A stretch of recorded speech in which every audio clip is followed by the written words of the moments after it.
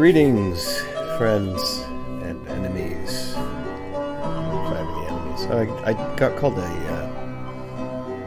geocentric grifter. I suppose such a man would count me as his enemy.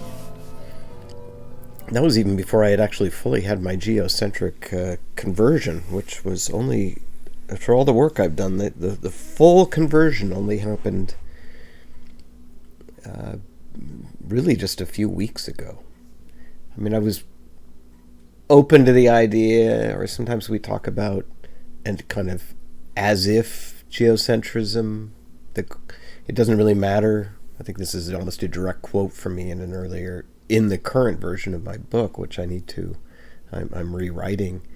I should almost feel like I should pull it down. It's not like what I've written would be considered heretical by the church. I just think it's heretical. I think it's in error. In fact, I just think it's scientifically wrong when we speak about geocentrism in that way. Urban VIII did nothing wrong in censuring Galileo.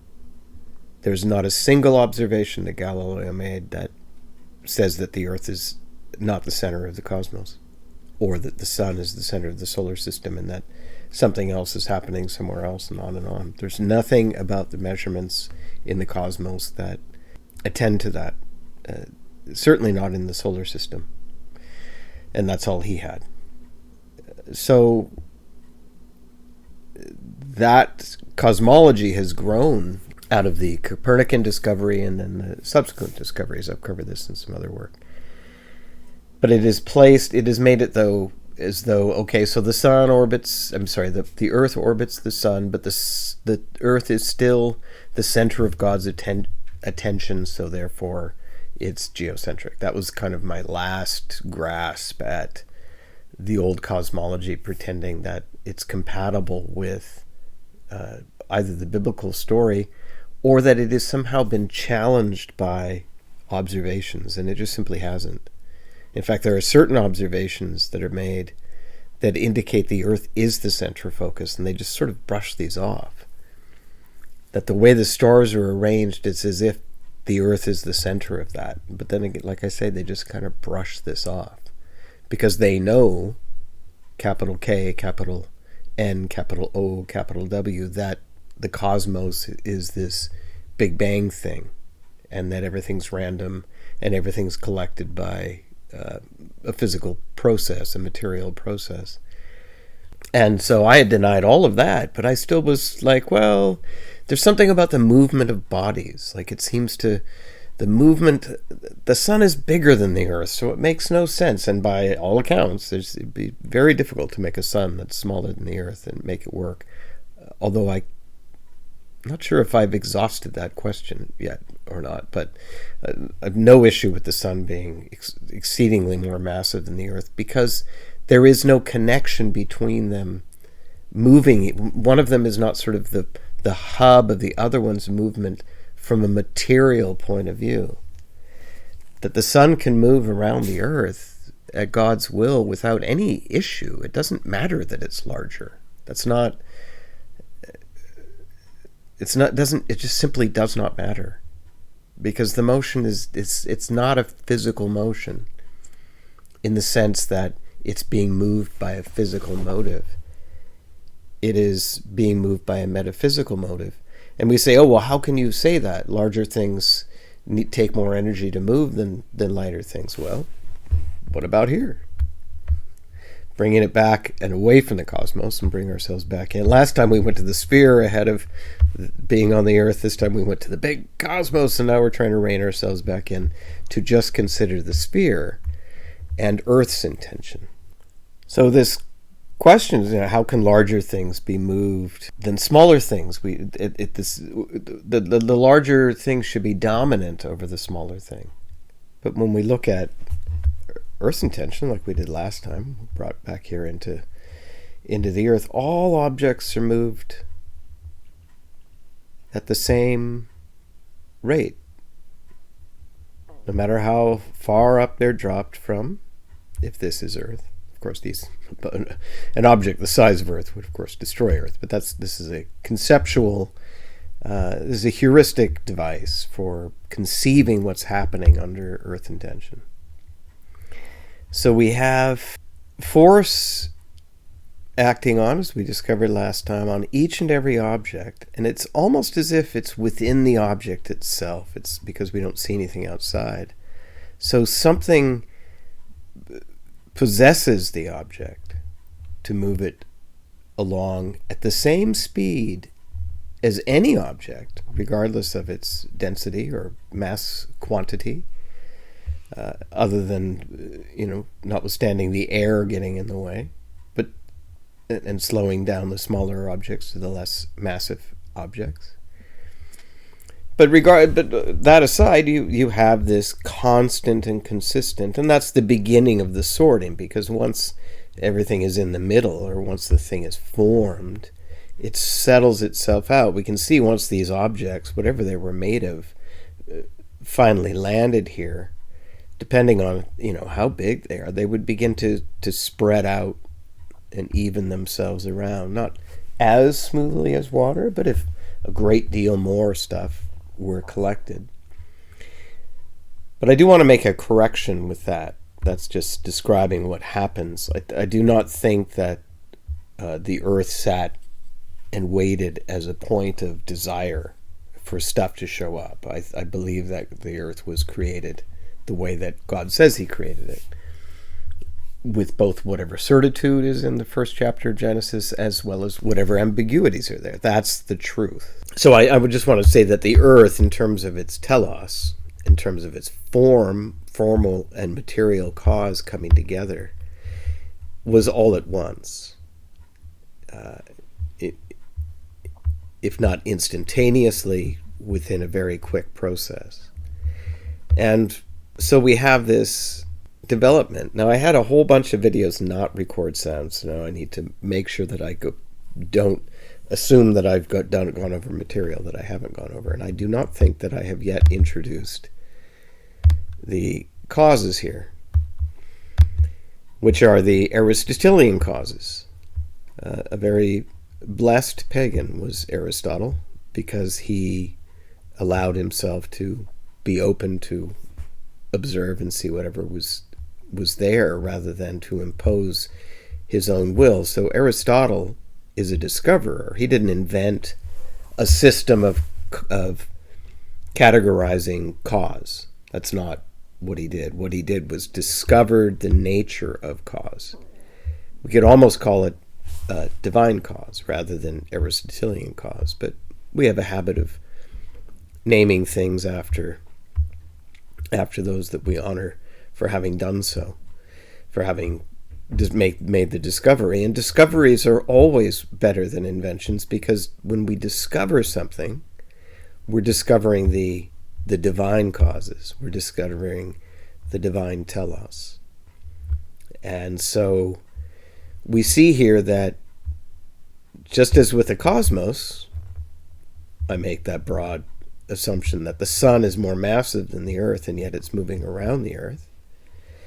We see here also a strange situation. Right before our very eyes, we live in a mystery wherein that all the objects of earth move at the same rate under the same intention. And we know it's the same because it has the same result. The sameness about it is the length of time it takes to fall any given distance. It doesn't matter in the most, there is no difference between a pea and a pool ball, or between a mountainside, if it were somehow detached, or a pickup truck and a ping pong ball. There's no difference in terms of their motive down. And it is only implied, as we found out, or as that we implied, it is only implied that each object has a value, an energy value, motivating it equal to its mass quantity, because that's what is required of a physical cause. And this is one of the beginning indicators that this is not, earth intention, is not a physical cause, or by physical cause. that it is, in fact, outside of the physical. It's a directive prior to the physical. And so we want to analyze the being of the spherical Earth, in any kind of causal analysis we might do through these Aristotelian and subsequently Thomistic approaches to looking at the world. We see that we want to look at these different elements of cause and see how they, how the Earth shapes up in terms of these various causes. And again, this is not Aristotle making this up. This is not an Aristotelian Causes, which is why giving him his name becomes maybe somewhat problematic. This is merely the nature of cause, the ontological underpinnings of cause. So when we look at an object made, usually, maybe we'll say every time, the end of the object is its beginning, the telos, the purpose for which it's made. Usually you start with the purpose. Necessity is the mother of invention. This is a statement of telos and a shorthand for all of this here. When you need something, you make something. And when the case is of a chair, either a person desires a chair and has the capacity to make a chair, or a person desires a chair and has the means with which to buy a chair from someone else. And if they're, these days lucky enough to hire somebody to make them a chair personally, that's kind of a luxury relationship, whereas in the past that would have been a very common relationship. Because chairs are usually made under the telos of sitting, but not under the particular sitting.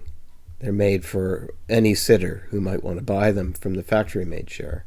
Whereas in this case, somebody comes and says, I want a chair, to the builder, and the builder says, oh, well, that's exactly what I do. I make chairs. And so a chair is made. And how is the chair made?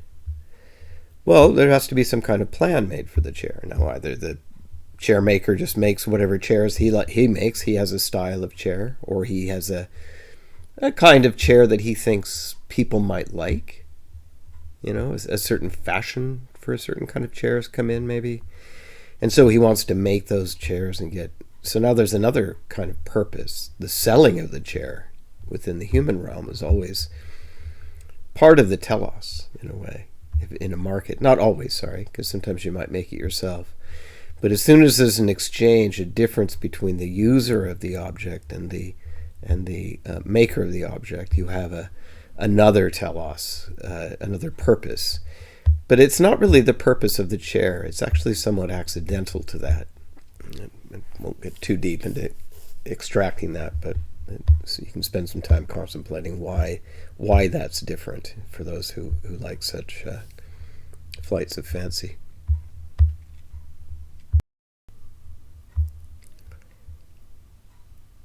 It's a non-necessary telos of the chair, so that's why we extract it. But the formal cause then is the design. So some means of input is the design comes in, and in that design process of deciding what you want it, how you want it made, you need to make decisions for what it's going to be made of, and these decisions will be both structural or integral, formal, as it were,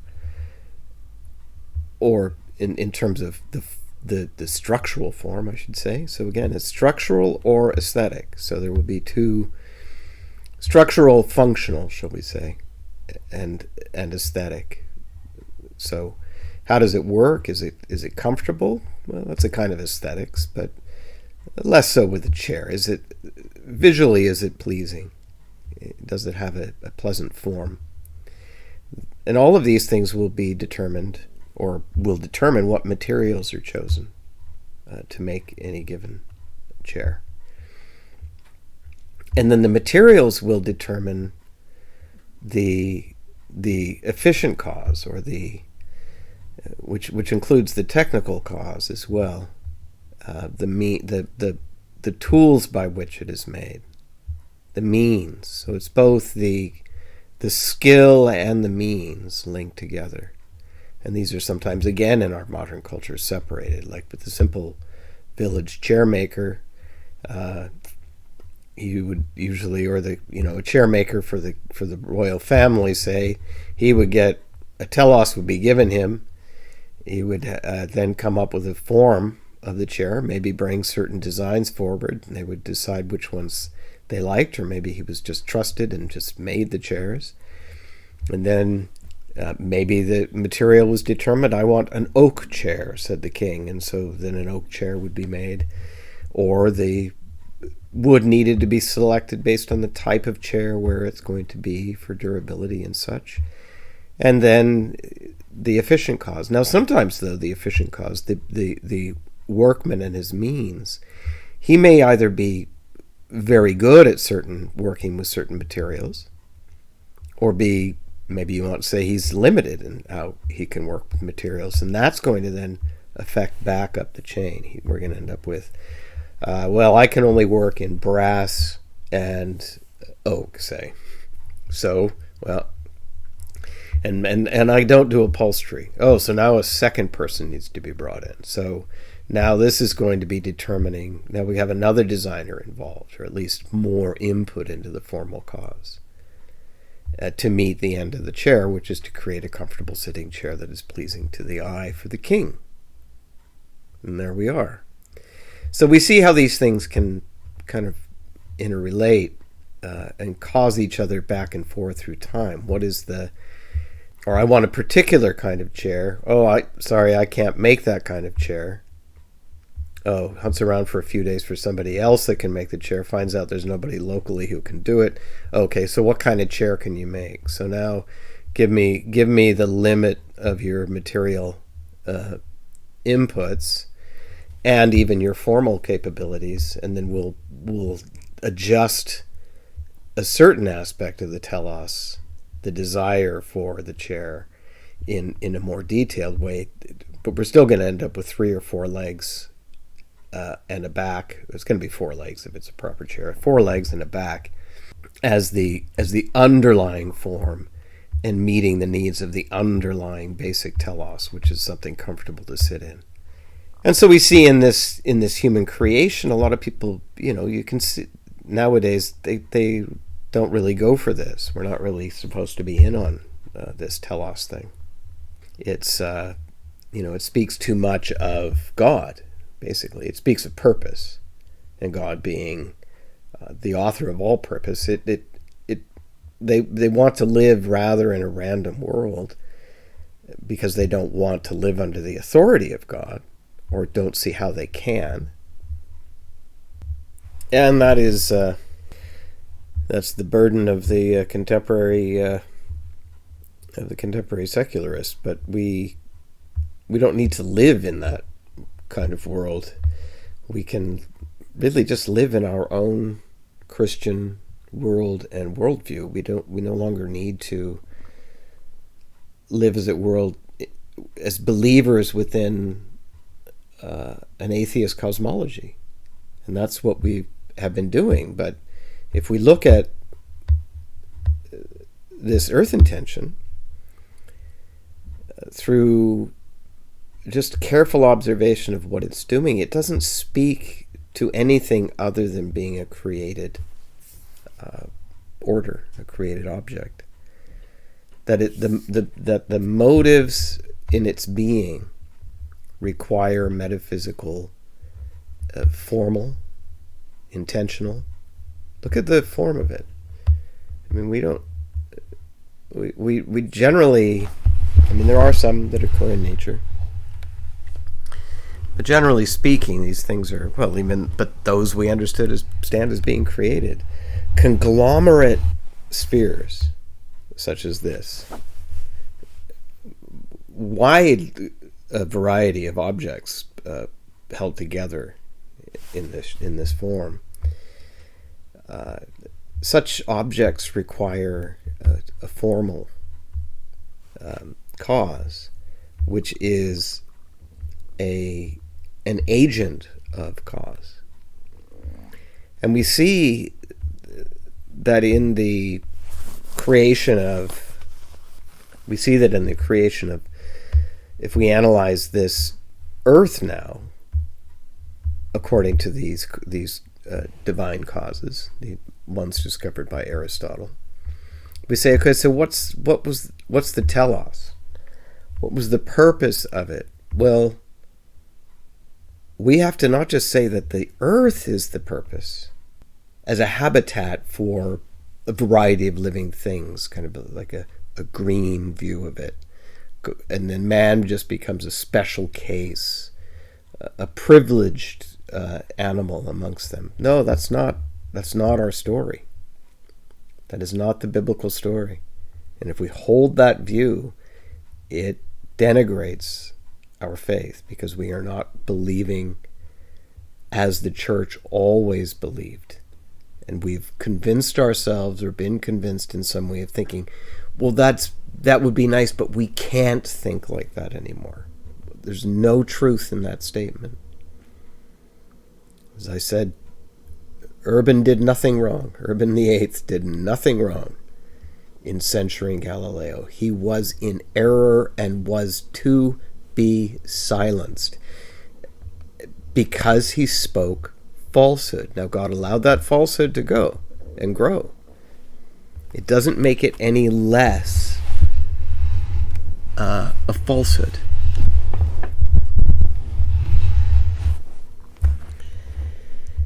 So, when we analyze the earth in these things, well, what's the purpose? Well, as I just said, before I stepped up in my soapbox again, what I said was that the purpose is man. Man is the purpose. Man is the telos of the earth. The whole of it was made, it has many teloses, many sub-purposes. But all of those purposes amalgamate into one height, from what we are told, at least for us, that it was made for us, to be a habitat for us. We are not the accidental occupants of the earth. We are the telos of the earth. Of course, God's glory is the telos of the earth. But I'm saying his glory was to make a place, a habitat, suitable for man, and this place is very suitable to us. I mean, we don't always like it, and that has something, of course, to do with the fall. But there's so much about the earth that is very suitable to us being here. I mean, look how we thrive on it. We obviously also live in states of decay and degradation. We have both, but those states of degradation are not necessarily due to the conditions of the earth in terms of the availability. We have resources and such. We have a great capacity for manipulating and engaging into these, causal relationship with objects. In that sense, that we are, as we're sharing with God in creation, or we're participating in creation in a little way when we make these little things, in the sense that God has made this wonderful place for us to be, full of all the material things, all the goodies for us to do things with, including oil in the ground, including trees and rocks and various kinds of minerals and metals, and on and on and on. It's so much good stuff in this world. And in this way, it's just naturally laying there. I mean, it's often functioning in some way, but it's this material cause then. We see that the material objects of the earth are, as we saw before, they're neutral to the effect. The affect will push them all at the same speed, push, again I keep using this term, will motivate them, will move them all at the same speed, regardless of what they're made of. There's nothing that has an exemption. With magnetism, which is often taken as analogous, and magnetism has many aspects to it that are nothing as universal as this effect. This effect has a universal, regardless, and this ball can be spinning, whereas a magnet spinning would be constantly changing its relationship with the polarized attraction. Whereas objects can spin, they can move around. However they spin or move, they're still just always moving forward at the same acceleration, regardless of mass and regardless of material. So this is really a collection of whatever was needed in order to accomplish the telos. And by its nature, water is lighter than stone. It's than a lot of stones. There's certain stones that are heavier, but it's also liquid, so it gets pushed up because it's liquid, and so it's not necessarily its density that pushes it where it is, but it's liquid, and then it evaporates. So all of these material and becomes moisture in the air and clouds and becomes a cycle. I can't remember which of the fathers I was just reading. I think it was maybe Basil, St. Basil, or maybe it was St. John of Damascus. I wish I don't write these things down. But he was basically describing the hydrological system. They understood that back then. They understood the evaporation and condensation. I mean, I suppose it's obvious, but it's not that obvious. I'm sure there were people who didn't understand it, but he spoke about it with great obvious confidence that this was the case. And I mean, we know when rain falls that it seems to be coming from clouds, and we can see vapor coming off the water, so we can see that system. But it's long been determined to be part of the earth, and it's in fact part of its telos, or meeting. It's a means of meeting its telos by making a habitable place that both warms and cools. And so all of this material collection it's in this case, the materials aren't chosen in order to make the object. The materials are chosen in order to meet the telos. Whereas with a chair, well, you can't just make it out of anything. It's got to be made out of things that have the right structural capacity. And I suppose you could say the same of Earth. Like, the base of Earth has to be some kind of, has to meet certain structural needs for strength of resistance.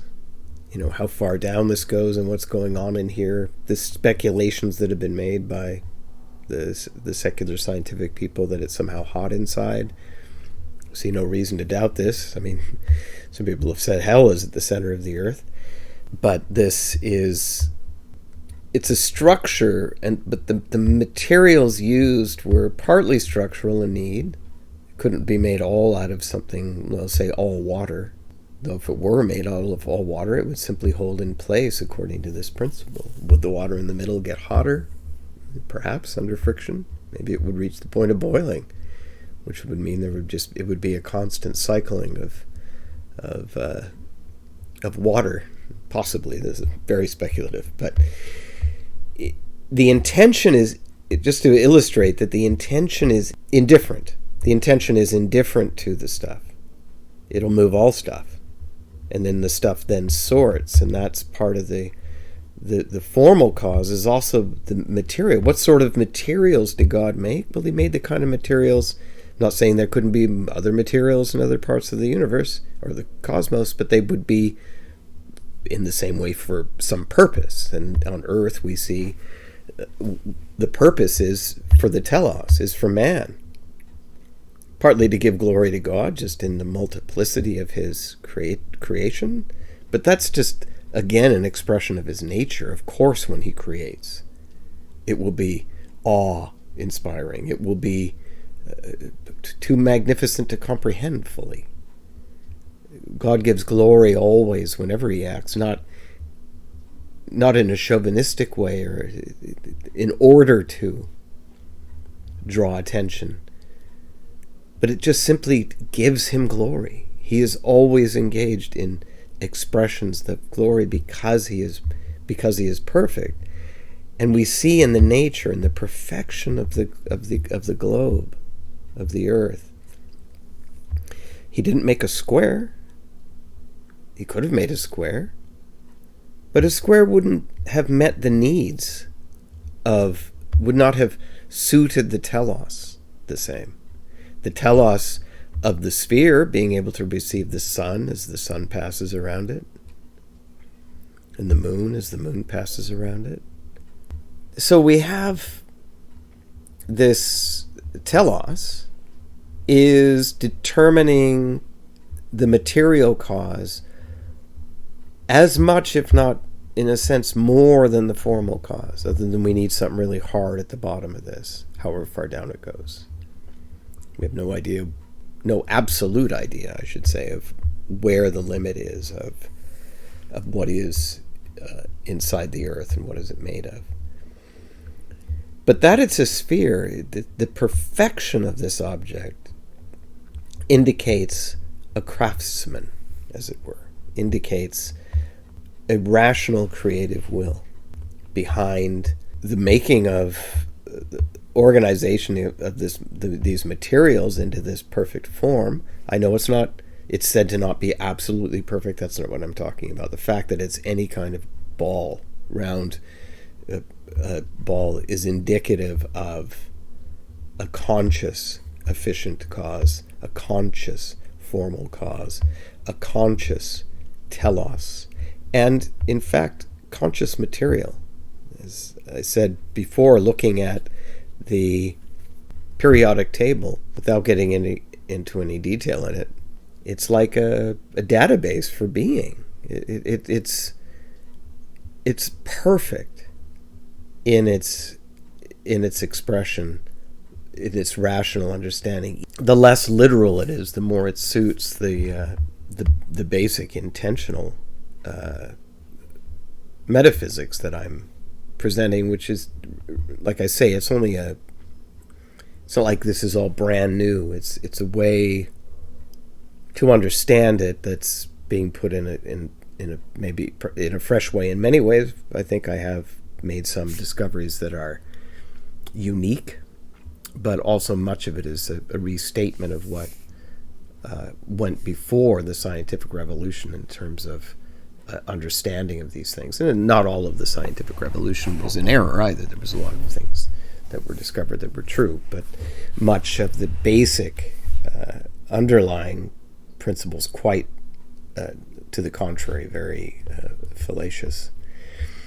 And this here, we're trying to get back to basics and understand the earth. So we have telos being man, the telizer, teleoizer being God. He's determined ahead of time. So God is prior, obviously. Man is not the maker of the earth, but man is the goal of the earth.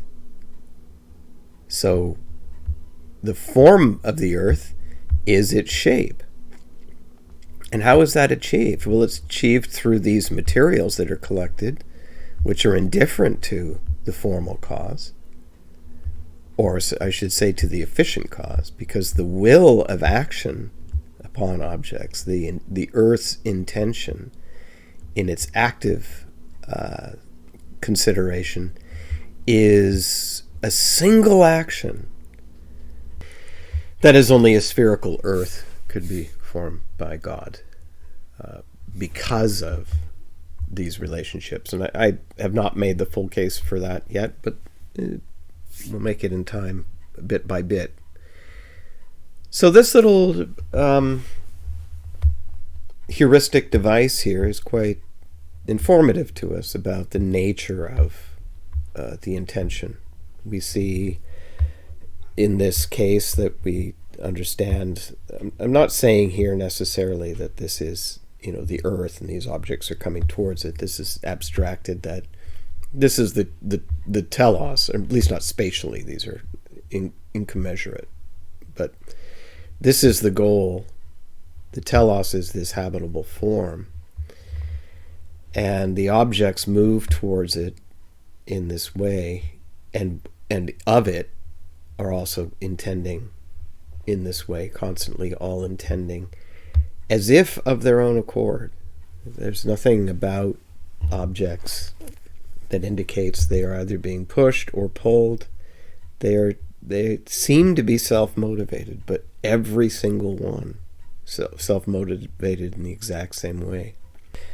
So we see there is both the common, this line here indicates the common fall rate of all objects. So there is something common about them, but this is only accomplished because each thing falling implies that each has its own weight, and that is true. We see that with objects, as we saw before in the first lesson, that each object bears its own weight, and it bears its own weight not because of its mass, but because attending its mass is an energetic motion in a single direction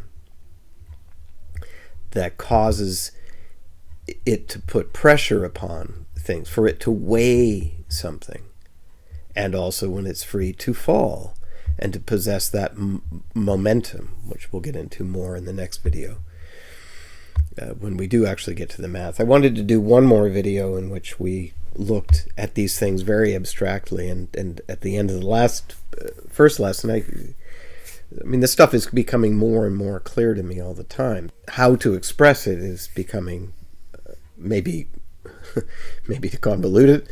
I hope not. I'm trying to express it as clearly as I can, but mostly what it is, and this is discovery, not invention. This tool is an invention, sure, but it serves the purpose of describing what is real. It's making an accurate description. It's not inventing how things go. It's not merely an image that's pleasing to the eye, if it is. And so the things it tells us about, the first thing we said is the common fall rate. That's what we noticed. Well, first we noticed weight. We noticed things weighed something. Then we noticed that things fall. Then we noticed that all things fall at the same rate. Then we noticed also back before, we noticed that all things have their own weight. And now we speculate that there's a limit to this system. It doesn't spread across the universe. It's slowly getting less and less and less attractive. That's not the kind of, and the math doesn't bear that out, as we'll see. Instead, what it is it's a limited range creation. It's efficient cause. It has a limit. It's set at the limit of the needs it has for its formal cause. How far out that is, I don't know. The moon does not fall toward us, but moves around us. How that is limited, where that termination is, I don't know. I could not say, although it seems like it should be between the Earth and the moon. And in my book, You Can't Fly an Airplane on a Spinning Ball, I cover this division between objects of Earth, such as airplanes, which, though they go up in the air, are so small on this scale you wouldn't be able to see it. They do detach from the Earth and yet somehow they track with the Earth entirely, regardless of where they fly. They have no sense that the Earth is moving, and that's not what we would expect from material objects in a purely naturalistic relationship, only relating materially through some kind of attraction. The Earth is either absolutely still, which is the case that I hold, but even if it weren't still, it could still be a context, which even if it was rotating relative to other objects, it is still of itself still. And we might say that of the moon, if we could get onto the moon, that we wouldn't feel like we were spinning on the moon. But perhaps we would. Perhaps we would. The Earth is fixed. It doesn't have any sense of motion. For us, when we're on it, it's certainly, if it isn't still, it's just like it's still. There's nothing about it moving in our experience of it. So we accept that there's a limit to it at this point, that this doesn't just continue on, because as far as we know, the fall rate is always the same. So it wouldn't matter if the moon were much larger than any object even here. Actually, the moon is about that size, a little bit. It's to be about this size, if I remember correctly. It might be a little bigger than that. It's 1/50th the size of the Earth in terms of volume. That it would come into the Earth and it would be attracted. There I go using the old terms again. It would be motivated towards the center of Earth if it were under the command of the Earth intention. And it seems to not be under that command because it doesn't move. And so we see, and it in fact moves loosely around the Earth. So somewhere between airplanes and the moon, there's a break because the objects don't behave the same. It's not, you can't get an airplane to orbit the Earth. It just simply moves with the Earth. There's no sense, there's no indication that you could actually accomplish an artificial orbit. But I'm getting a little deep into the weeds there. So we see in this discussion, this simplification that's telling us what's going on here. These arrows indicate for each one by some kind of symbol that each one has a motivation equal to its mass, such that it's able to move it, each one at the same rate. And next time we'll get into that more, because this is truly fascinating and mysterious stuff.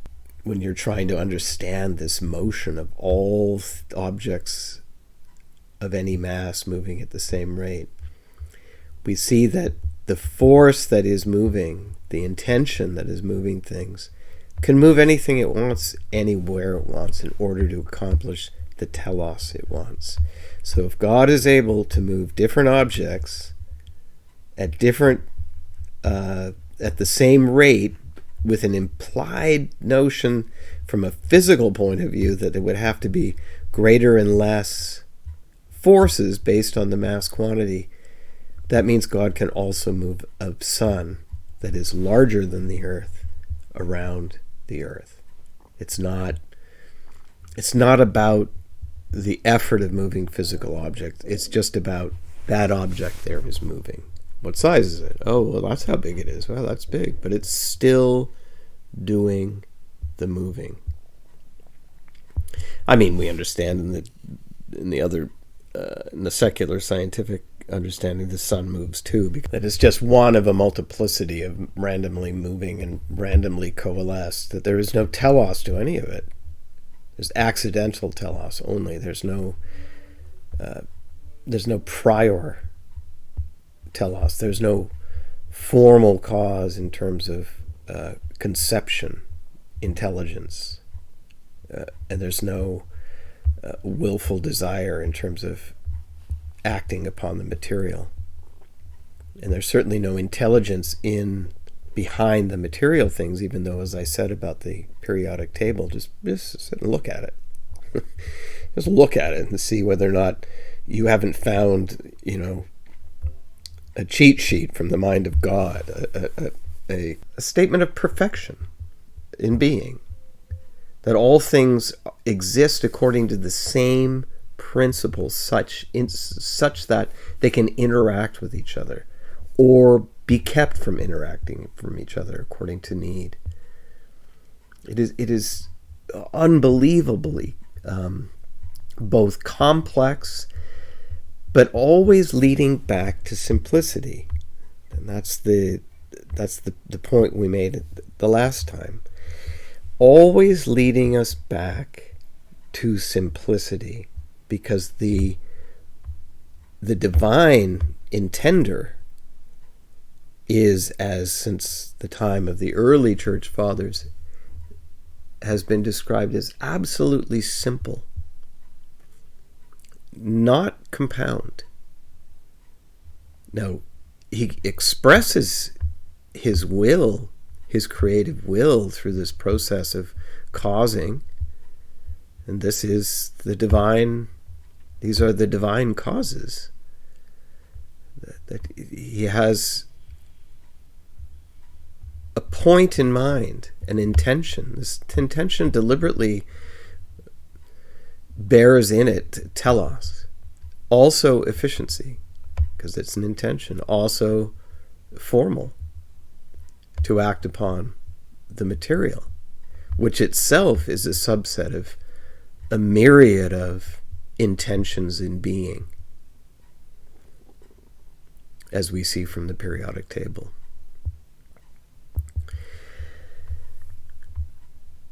Well, that's ended up being quite long. I hope I may make a summary video after this.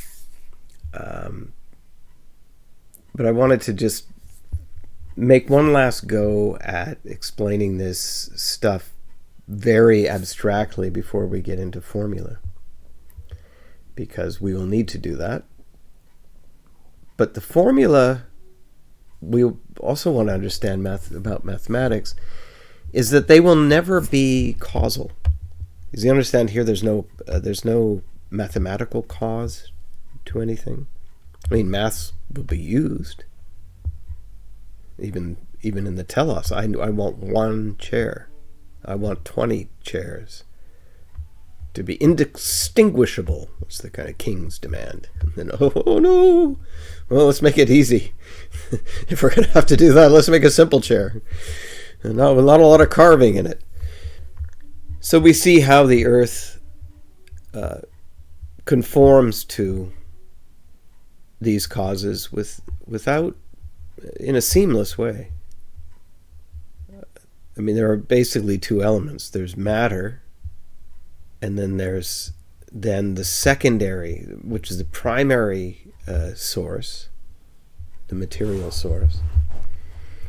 It is the primary, or the prior being, as it were, but only conceptually prior. As we've said before, the material was simultaneously created, but the principle of the material is not necessarily bound to the sphere. The sphere could be, and we see other planetary intentions, which we could call this planetary intentions, IP.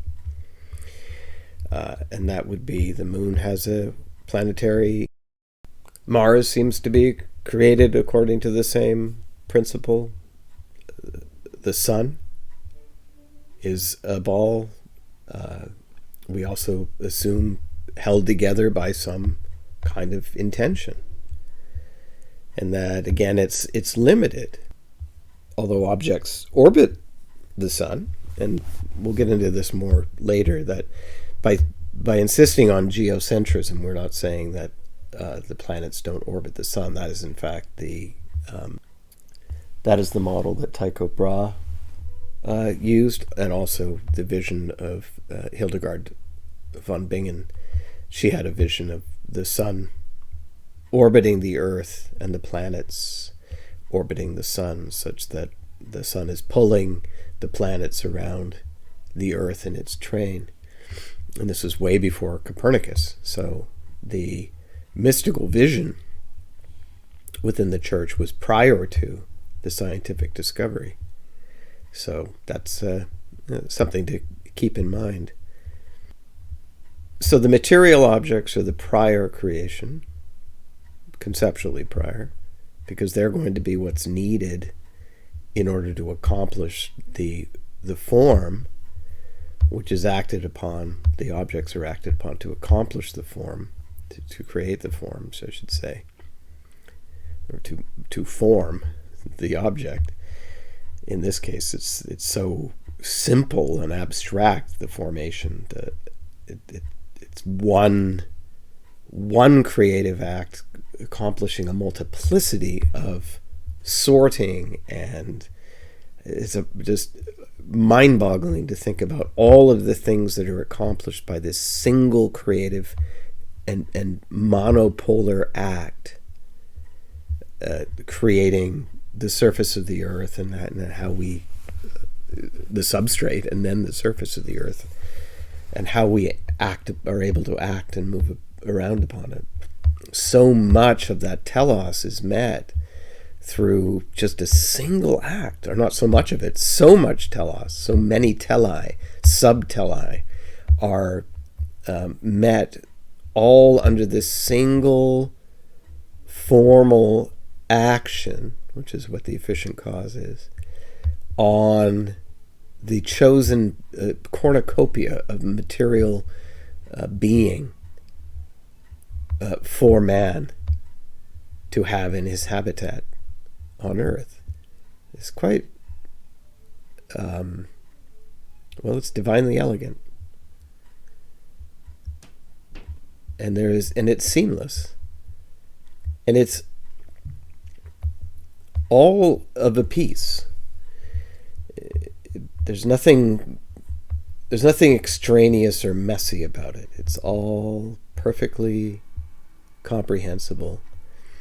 That there's a prior act of will to create the objects according to the periodic table and the subsequent laws of interaction.